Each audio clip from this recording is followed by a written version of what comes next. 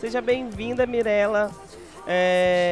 Tá animada para a feira hoje? Nossa, super animada e mais ainda por começar o dia aqui com vocês. Obrigada pelo convite. Nós é que agradecemos aqui no programa e esse evento é o maior evento de inovação do estado e está sendo bem legal, bem bacana participar aqui do evento. E eu queria que você começasse falando um pouco como vai ser a sua palestra. Faz uma prévia, né? Como a inovação aberta pode transformar mercados tradicionais. Fala um pouquinho pra gente. É exatamente sobre isso que eu vou falar, inclusive para poder trazer esse tema da inovação aberta para todo mundo que empreende, trabalha, seja em grandes empresas, pequenas empresas, independe do mercado, do setor que atua. Porque normalmente o tema da inovação aberta ela vem muito dentro de grandes empresas tradicionais estabelecidas, que é uma forma de trazer essa prática de olhar para o novo e de colaborar com o ecossistema externo para promover mudanças.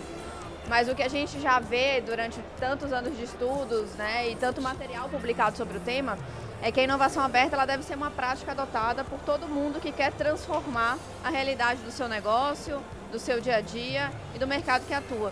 Então, eu vou trazer estratégias, dicas e casos práticos de grandes empresas, pequenas empresas, startups, empreendedores tradicionais, mostrando como que eles aplicam, né, essas técnicas ou melhores práticas da inovação para continuar sendo protagonista no mercado que atuam e trazendo resultados diferenciados.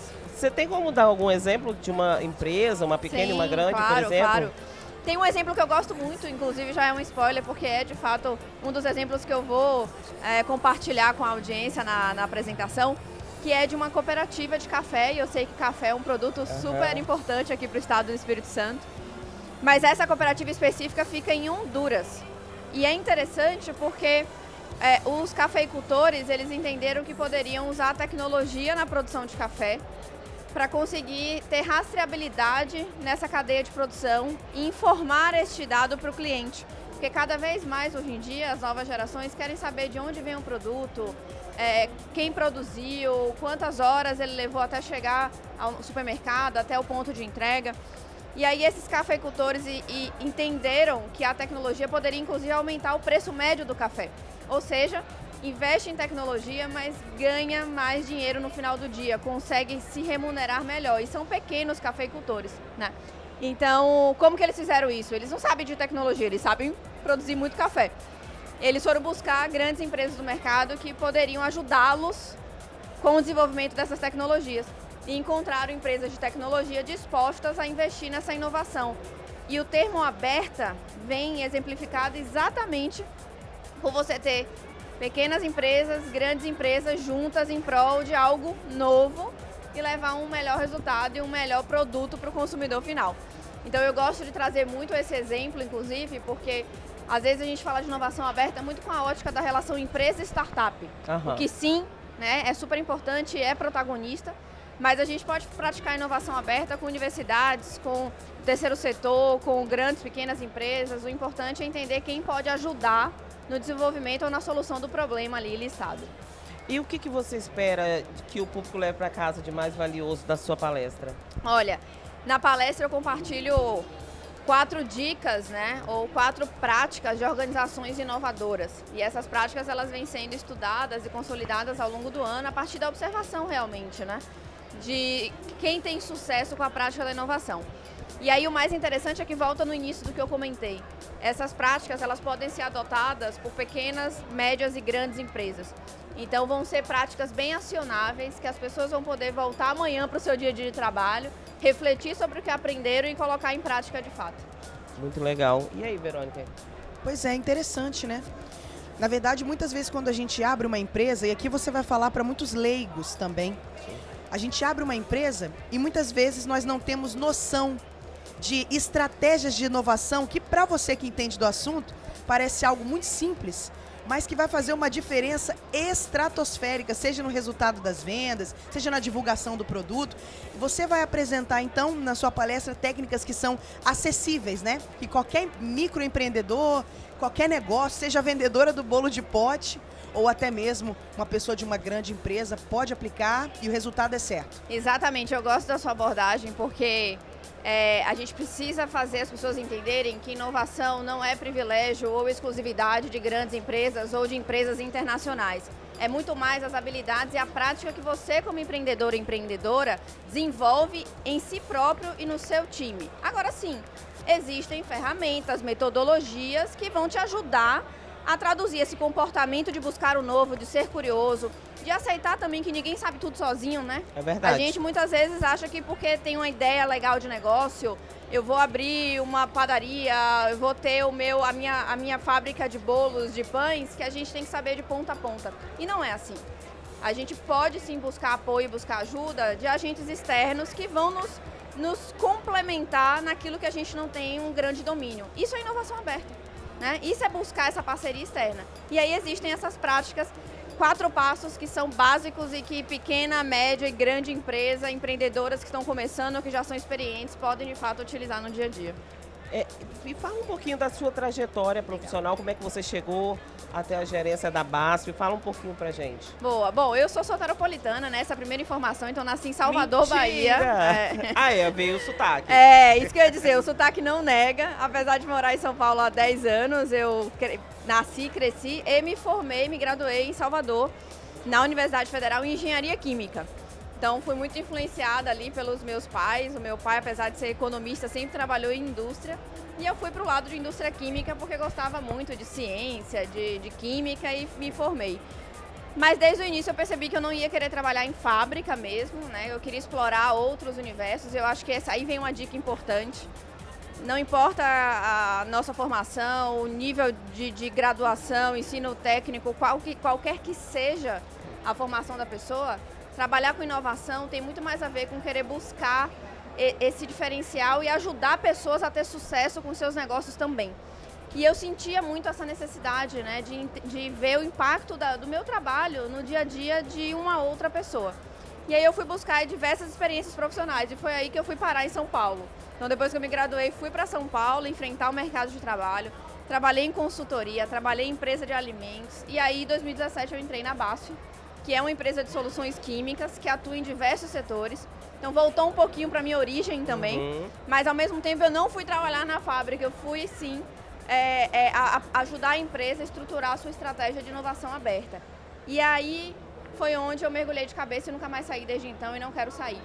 Porque eu gosto muito de conectar pessoas e quando eu vi que a inovação aberta ajuda empreendedores a terem sucesso com seus negócios a partir do relacionamento, né, estratégico com grandes empresas, foi aí que eu vi que o impacto do que eu queria ver no meu dia a dia, quando eu ajudo uma startup a fechar um novo negócio, quando eu consigo conectar, por exemplo, uma empreendedora que precisa conhecer ou quer conhecer uma nova empresa. Então isso fez muito sentido para mim. Desde 2017 eu venho apoiando a BASF com evoluir, ganhar mais maturidade em como que uma empresa de soluções químicas pode trabalhar com inovação aberta. E tem um ano que eu agora estou dentro da estrutura de agronegócio, então apoio o desenvolvimento de soluções digitais para o campo, com foco no produtor e cada vez mais nos pequenos e médios produtores do Brasil, entendendo como que a tecnologia e práticas diferenciadas de produção podem ajudar esses pequenos e médios produtores a produzirem melhor, produzirem com melhores práticas ambientais. E aí esse é o meu papel, é conectar o máximo possível de startups, né, que são pequenos empreendedores e empreendedoras, com esses grandes casos de sucesso e fazer com que essas pessoas consigam crescer e prosperar, porque eu digo que no final do dia a gente está ajudando a pagar a conta do final do mês de várias famílias, porque empreendedores eles começam muito pequeno, eles começam a contratar pessoas e se tornam responsáveis pela vida financeira dessas pessoas que estão junto com eles, né? Sim, sim. Então é muito, muito legal ver quando essas empresas começam a crescer, começam a ganhar mais mercado e esse é muito do meu papel na BASF hoje. Você deve ter passado alguns desafios, né? Como é que você superou esses desafios e das realizações, assim, é o que mais te orgulha? Muito bom. Eu acho que o primeiro desafio não pode fugir do fato de que eu venho trabalhando em indústrias que são predominantemente masculinas, né? A indústria química, eu lembro no meu curso de graduação, eu tinha no máximo 7 ou 8 colegas no universo de 60 pessoas, né?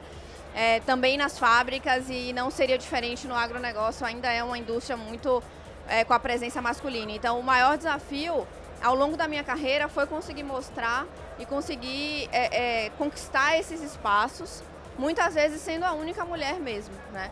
Em diversos eventos de inovação, por exemplo, do agronegócio, eu sou a única mulher no painel, eu sou a única mulher palestrante. E a gente sabe que por sermos mulheres, a gente tem que acreditar muito no nosso potencial, colocar a cara mesmo e provar a competência e o conhecimento na prática.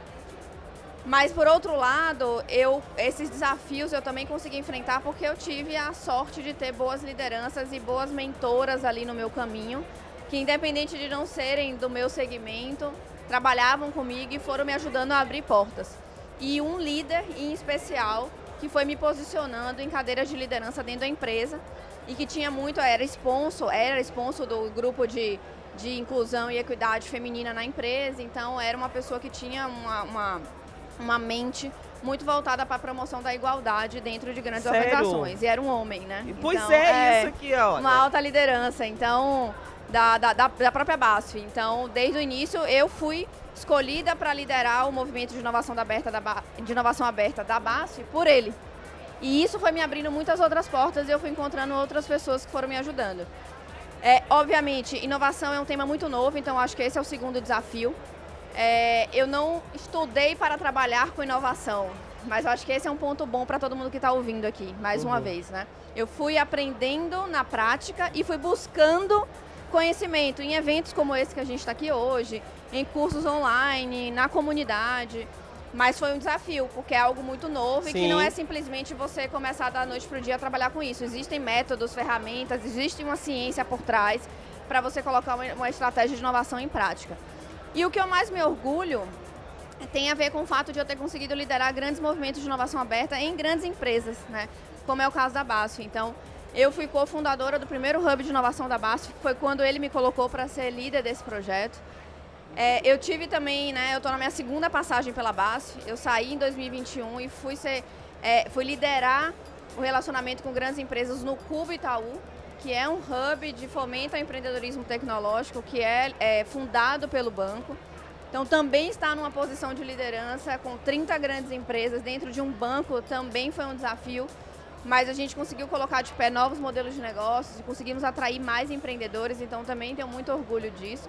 E agora estou reescrevendo a história aí desse ecossistema de inovação no agro. Então, eu vejo que constantemente eu estou ocupando posições e entregando projetos e desafios que são muito desafiadores, que tem ali uma página em branco para ser escrita, e depois eu olho para trás e me sinto quase como empreendedora, porque eu sinto que eu sou fundadora do Hub da BASF, da estratégia de inovação aberta para grandes empresas no Itaú.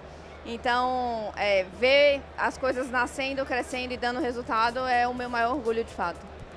E aí, Verônica? Caramba, Céia.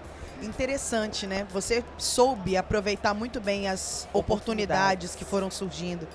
E eu gostaria só de pedir rapidamente uma dica, porque com certeza, assim como você, tem muitas mulheres que têm desejo de trabalhar nessa área, com inovação, ajudando as empresas a desenvolverem grandes estratégias. E muitas vezes isso não depende da mulher em si, da funcionária, porque vontade ela tem, conhecimento ela busca, mas as portas não se abrem. E a gente fala muito a respeito de como que as mulheres enfrentam o mercado de trabalho, de como é difícil chegar. Eu queria que você desse uma palavra para os empreendedores, para os homens, porque em grande maioria os CEOs, os grandes empresários são homens, e a gente precisa que isso chegue neles.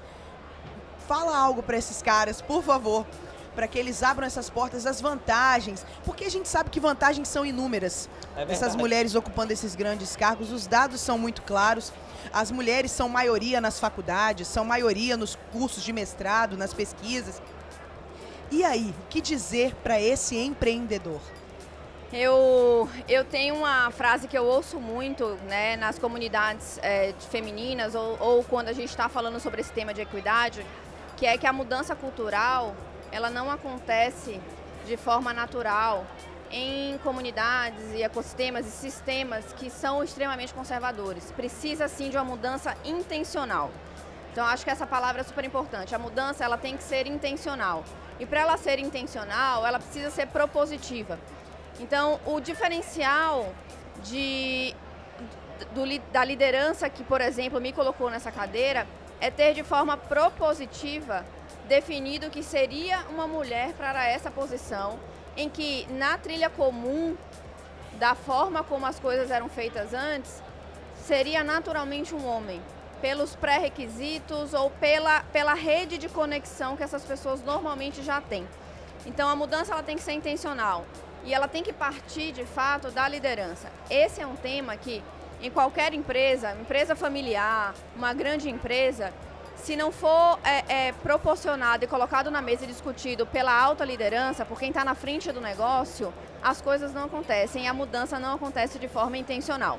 Então o primeiro ponto de partida é: os líderes e a alta liderança das empresas precisam adquirir conhecimento, ter acesso a dados que mostram de fato o desafio e o quanto que essa pirâmide feminina vai decrescendo ao longo do tempo, para que ganhem consciência da necessidade da mudança e proponham essa mudança de forma intencional. E a partir daí, toda a empresa, todo mundo que está ligado, né, nessa alta liderança, começa a caminhar para o mesmo propósito, para o mesmo caminho.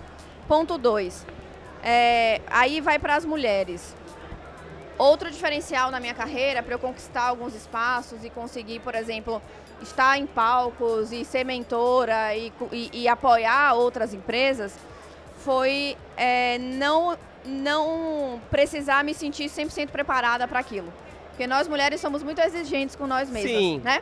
Então, tem dados que mostram que tem muitas mulheres que deixam de se candidatar em vagas porque de 10 pré-requisitos, elas não preenchem 3, 4 e elas por isso não se sentem preparadas.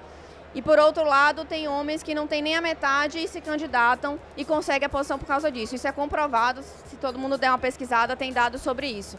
Então, eu acho que a gente tem que mudar esse comportamento. Né? Não importa se a gente se sente 100% preparada, até porque nenhum ser humano está 100% preparado para nada nessa vida no que diz respeito ao crescimento profissional. Você tem que enfrentar, você tem que se colocar em posições ali em que você vai se sentir desconfortável, mas que na hora que você estiver ali na frente, no palco ou numa entrevista, você vai fazer a cara de que você sabe o que você está fazendo, você vai colocar todo o seu conhecimento na mesa e você vai conseguir se preparar ainda mais para o que vem pela frente.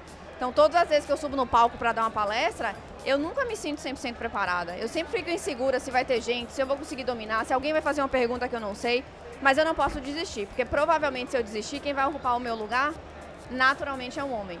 E terceira dica, se associem a ecossistemas e a comunidades de mulheres, né? Eu acho que uma sobe e levanta a outra, esse é um mantra que a gente ouve muito, e existem sim muitas comunidades de apoio feminino, muitas comunidades que levam conteúdo, que levam conexões. Existem lideranças que só colocam mulheres, só promovem mulheres para determinados cargos, que vêm das próprias mulheres. Nós somos muitas, né? Então, se a gente já se ajudar e já proporcionar o crescimento em uma das outras, indicando para posições, para comunidades, para eventos e etc., a gente já consegue somar bastantes esforços. Então, existem, depois até vocês vão compartilhar meu contato, eu estou super conectada. Conheço empreendedoras que fundaram startups para recrutamento de mulheres e estão fazendo cases, inclusive uma delas foi acelerada aqui no Espírito Santo. Estão fazendo cases incríveis aí de conexão de mulheres com grandes empresas. Tem fóruns na internet, tem comunidades em todas as redes. Então, eu acho que o primeiro ponto é as mulheres têm que entender que são capazes, que não precisam estar 100% prontas, porque ninguém está pronto para tudo. Se associar a comunidades e as lideranças em si, né, os homens que estão ocupando altas posições de liderança, precisam entender que qualquer mudança só acontece de forma intencional em comunidades e sistemas que são conservadores. Então, é papel deles também se educar, entender o cenário, a complexidade e promover essas mudanças. Mirela, o que te motiva diariamente para continuar trabalhando, promovendo a inovação aberta? E aproveita e deixa uma mensagem para os nossos ouvintes. Boa. Bom, assim, eu acho que a minha motivação de fato é conectar pessoas para transformar o futuro dos negócios, né? E é por isso que eu gosto de estar envolvida com setores diversos, para entender quais são as complexidades, onde que dói no dia a dia de cada empreendedora, empreendedor, o que eu posso fazer para ajudar a essa pessoa a conquistar resultados através, né, da inovação aberta. E aí vem muito também do uso da tecnologia. como que a tecnologia pode trazer mais eficiência para esses negócios e ajudá-los a prosperar. Então isso, quando eu consigo conectar duas partes que veem valor uma na outra e isso dá um resultado lá na frente, é o que continua me motivando a conhecer cada vez mais pessoas, empresas, estar em eventos para poder aumentar a minha rede de relacionamento e com isso encontrar mais oportunidades de inovar, né? E uma dica final para todas as ouvintes que estão com a gente é exatamente na linha de não deixem a busca do conhecimento de forma proativa. Eventos como esse, conteúdos, acompanhar, né, esse tipo de iniciativa que você tem a oportunidade de ver a perspectiva de outra pessoa que está ali na jornada profissional, traz muita oportunidade de reflexão interna e traz muita oportunidade também de conexões que vão te trazer resultados práticos na profissão. Então, eu sempre busco, todo dia, eu ouço um conteúdo, eu leio algo diferente ou eu converso com uma pessoa que eu nunca conheci na vida, que eu nunca conversei. Eu literalmente separo na minha agenda toda semana 2 horas para eu conversar e conhecer alguém que eu ainda não falei. Então, ou eu busco essa pessoa nas redes, ou eu marco um café, ou eu aceito alguma reunião de alguém que quer me conhecer. Eu acho que essa busca constante por conhecimento não depende só da educação formal, mas hoje em dia a informação e a educação está muito democrática e todo mundo pode correr atrás do seu sonho, aprendendo de fato no dia a dia. Tô apaixonada por ela, Verônica. Céia, as nossas ouvintes, pelo amor de Deus, depois dessa aula que você estiver, corre pra cá. Isso aí. Corre pra cá. 11h30 a palestra. 11h30 na Arena do Conhecimento. Como a Gente, inovação aberta pode transformar mercados tradicionais. Isso mesmo. Eu Com acredito- Mirella. Mirella, e eu acredito também que, olha, se você pode vir, venha. Aqui no ESX, várias palestras acontecendo, inclusive a da Mirella, até de noite. Mas eu acredito que depois dessa viradinha de chave que você viveu agora, com certeza, os próximos eventos de inovação, até você que vende o bolo de pote. Os próximos eventos de inovação, ficou sabendo que tem? Vem, participa. Gratuitamente, tem uns eventos lindos Sim. desses. Não é, Céia? Tá linda a E a feira. entrevista da Mirella vai ficar na nossa programação durante a semana toda. Que legal. Todos os dias, 17 horas, vai ter uma entrevista com uma convidada aqui da feira. E aí você pode conferir novamente para ouvir mais dicas. E lembrando que o vídeo dessa entrevista, os vídeos das entrevistas que estão sendo realizadas aqui no programa, todas elas, estarão disponíveis nas nossas redes sociais. Por isso, por favor, siga o nosso Instagram, @Rádio Palavra de Mulher. Acompanhe nosso site, palavrademuleroficial.com.br. E também baixe o nosso aplicativo no Google Play ou na App Store, Rádio Palavra de Mulher. Estaremos aqui o dia inteiro fazendo várias entrevistas maravilhosas como essa e você vai acompanhar tudo de pertinho. Ao vivo e a cores, né? Porque a gente E tem- principalmente a cores. Mirella, muito obrigada pela sua presença aqui na Rádio Palavra de Obrigada. Mulher, no programa Todas Elas. Nós somos a primeira rádio feminina do Espírito Santo, somos uma rádio web e somos a única aqui na feira e também itinerante, né? Porque ninguém faz essa loucura que a gente faz, São não. muitos pioneirismos aqui. Muito bom. Com tanto canal para consumir o conteúdo, não tem desculpa, hein, gente? Já é a Isso aí. primeira forma aí de ir atrás da busca do conhecimento. Então, muito bom. Obrigada. Muito obrigada, Mirella. Gente, daqui a pouquinho a gente volta, né, não, Verônica? Daqui a pouquinho estaremos de volta com muitas entrevistas bacanas aqui no nosso site e no nosso app. Muito obrigada pela audiência. Beijo, tchau, tchau, gente.